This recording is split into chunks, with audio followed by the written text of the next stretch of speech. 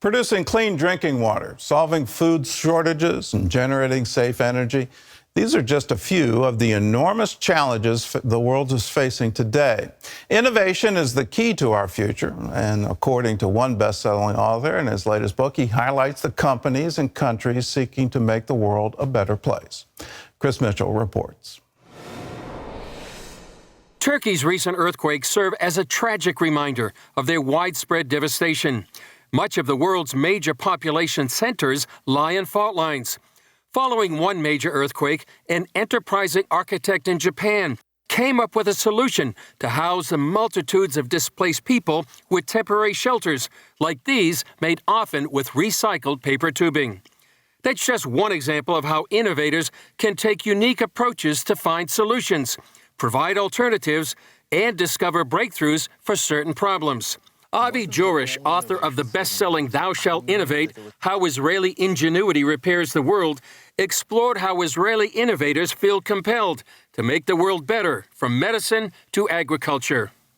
Israel created a Ziploc bag that is used in 100 countries around the world that allows farmers to put in their grains, asphyxiate the bugs without having to use any pesticides. That particular innovation is known as the grain cocoon. Now in his new book, Next, A Brief History of the Future, Jorish examines the massive challenges facing the world, reveals what's next over the horizon, and the hopeful innovations that will transform the future. Our dear friend Avi is with us, and it's good to have you back on the show. Gordon, good to be back with you.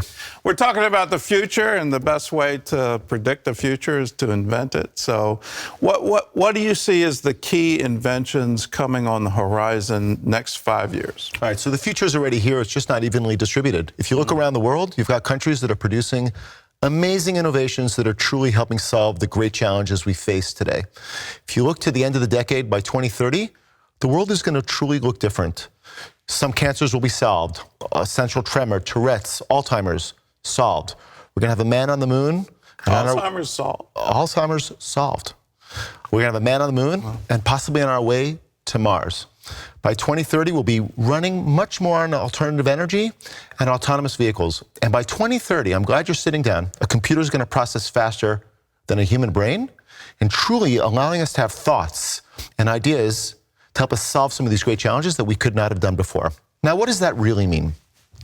It ultimately means that we're building much more resilient societies to solve these challenges and produce a much, much better world, to solve climate change, water security, food security, artificial intelligence, space, to go beyond where we are today and build much more resilient societies to make the world better. All right, let's talk about the AI piece, which, just Chat GPT is taken off. The rate of adoption is beyond anything I've ever seen before. I mean, it's even faster than smartphones. So should we be worried about AI? Some people are talking about singularity. Elon Musk famously, this is worse than nuclear weapons. So should we be worried about thinking machines? You know, thinking machines are coming, whether we like it or not. And when you look at problems facing us today, these are going to solve some of our greatest challenges, but they will bring other challenges. To be worried? I wouldn't say to be worried. I wouldn't deeply think about this in that way. I would focus on what can AI do to solve these challenges that we have. AI is bringing us learning in ways that we've never had before. AI is helping us solve food challenges and water challenges. That's where I think we ought to focus our energies as humans. How can we solve these great global challenges? How do you get over I'll get into the philosophy of AI. How do you get over that AI can't have intent? How do you get over AI doesn't have intent? Yeah. AI doesn't have intent currently. It's zeros and ones. It won't ever have intent. You never say never, Gordon, right? You don't know what never is. But if you look in the next 10, 15, 20 years for it to have intent, we're not seeing that on the horizon today. Okay. All right, well, let's change to CRISPR technology, which is another one that has the potential to be like a nuclear weapon because it has the potential of changing what it fundamentally means to be human. So let's just talk about what CRISPR is and what it isn't. CRISPR is basically genetic engineering on steroids. It allows you, I could eventually have hair. You could eventually have brown eyes. You could basically have a third ear. Like my blue. I like my blue. But this genetic engineering really allows us to fundamentally change everything. It allows us to turn us into to gods. Now that has tremendous power and tremendous energy, and hopefully that power will be used for good. And we have the ability to really affect that. How are we going to use technology for good or for bad? Technology is value neutral. Ultimately, again, it comes back to, are we going to use these technologies to build more resilient societies to solve our greatest challenges?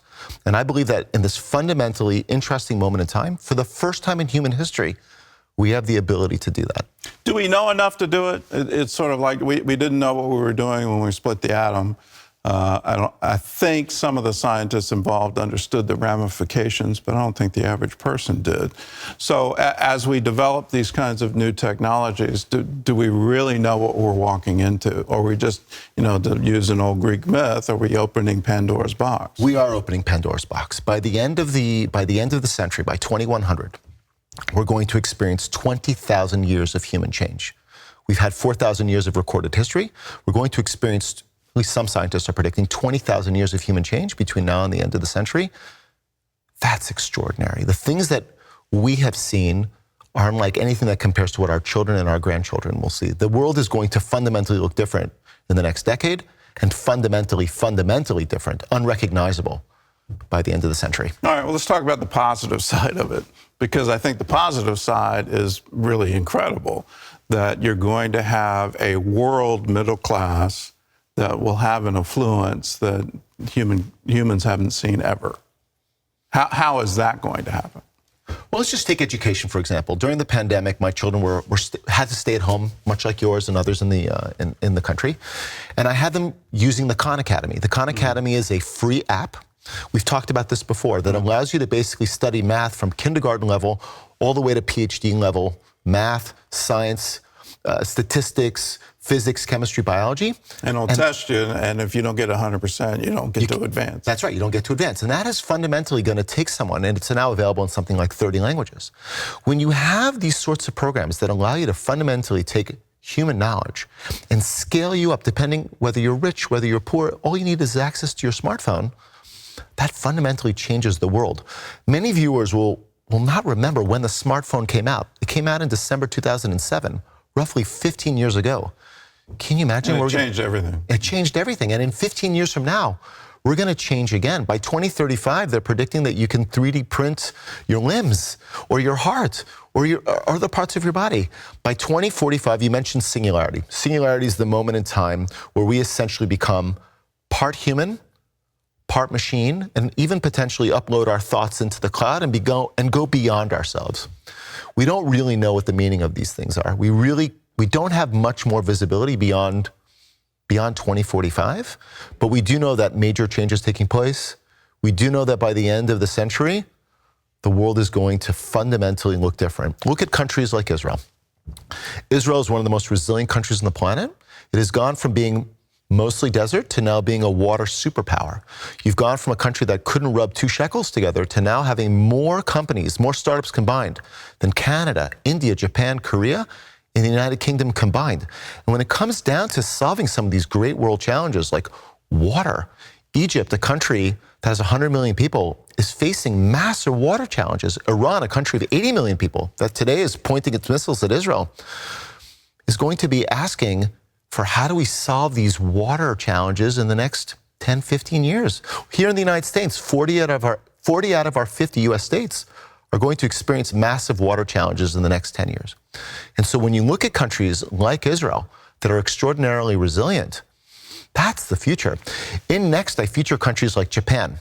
I feature countries like Estonia. Japan experiences hundreds of earthquakes a year and has built one of the most resilient societies when it comes to architecture. That would have made massive change in places like Turkey. Or look at a place like Holland. Holland today has a 200-year plan to help fight climate change when it comes to rising water. We're going to need that technology in places like here, Virginia Beach, or in Alexandria, Egypt, or in anywhere on the East Coast that's facing the ocean and rising water. These are countries that are forcing us to become, these issues are going to force us to become much more resilient. Let's talk about Estonia real quick. Where do you see government in the next 10 years? Do you think we can survive as democracies? Where's government going? So we talked about this as well, Gordon. Look, we have Estonia. Estonia is the world's one and only e-government. You upload everything to the cloud. Your medical records are in the cloud. Your diplomas are in the cloud. You get married in the cloud. You divorce in the cloud. Everything happens in the cloud. Now, Estonia did this in the early 90s as a result of it being afraid of Russia coming in and taking over the country. Estonia today is the only country that has a digital embassy abroad. And essentially, were Russia to come in and take over the country would function as normal. When you look at places like the Ukraine is looking at these solutions and saying, wow, these are solutions that we could put in place here. That ultimately is going to come to places like the United States, Israel, and other places. Estonia saves 2% of its GDP as a result of having everything in the cloud. Corruption, way down.